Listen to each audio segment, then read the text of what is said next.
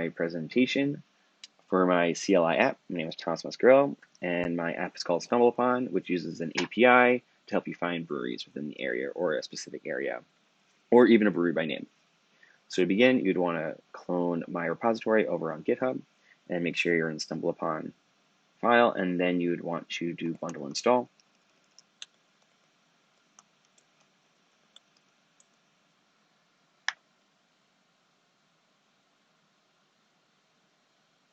Perfect. And once that's done, you would then want to just bin/run. As you can see in our bin file or bin folder, you'll see that we are using our environment or requiring our environment, and then we are creating a new CLI and CLI running it. If you look in our environment, you will see the gems that we are requiring, and then you'll also see the files that we are requiring on the side. Going into our actual CLI file, we are actually initializing with a welcome, and during this welcome we are actually also creating a user class. So by creating a new username, Thomas, nice to meet you, Thomas, which city most near, New York, and lastly, what's your favorite style of beer? It is a sour. By doing that information just now, or by inputting it, we have actually just created a new user for our user class. As you can see on the side, our user profile takes in a username, city, and a favorite beer style, and that puts that into an array. So that in the future, if we do want to work on this app by any sort of extra functions, we have this class now that we can actually pull information from. If we're going back to our CLI, we will see that we actually have a main menu loop. So until the user input is 5, it'll continue to run the main menu. And if a user inputs anything other than 1, 2, 3, 4, or 5, it will be input does not exist. Just realized that.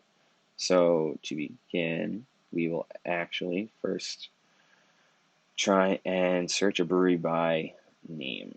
So I remember it was 1. What brewery would you like to search for? It would be Magic Hat,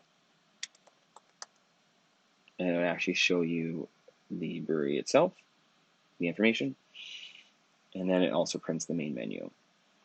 Now, all of the actual methods within our CLI class, as well as our API class, are actually all very similar. The only one that's fairly different is the find your brewery by type, but we'll go over that separately. So both for the specific brewery and the brewery in your city, you will see that we are actually just printing the question, getting the information, and then having the brewery equal the API.findBrewery by name. And if the brewery is an actual brewery class, it'll pretty print it. Otherwise, it'll print an error. So if we actually look at our API file, you will see that we are using a class constant, which is the API's main HTML. The API is all pretty similar, so you'd want to use the base URI plus the question mark by underscore name or by underscore city, and then we are interpolating the user input into that HTML and then sending it over to the API so that we can actually return the information. And like I said, if it's an actual brewery, it'll print the brewery. Otherwise, it'll say we couldn't find a brewery with that name or we couldn't find a brewery in that city. As for brewery type, we're doing the same thing on the API side, in which we are we're taking in a string and interpolating it. However, in regards to the actual CLI portion of it, we are using the TTY prompt because the API can only receive specific responses. So I didn't want the user to get I didn't want them to question what kind of types of breweries they had. I want the availability for them to be there right at the gate. So if you see we do 3, you'll see that the user can now pick between micro, regional, brew pub, large, planning, bar, contract, proprietor. So they can then go through one of these arrows, click enter, and you'll see that a microbrewery, for example, will pop up. Lastly, I wanted the user to eventually be able to use or view their profile. So as you can see, there's the user profile method, which just puts the username, city, and favorite beer style, and then colorizes it, and then it actually calls on the active user. So for example, if we go down here and click fork, you'll see that we are actually putting in the username, city, and favorite beer style.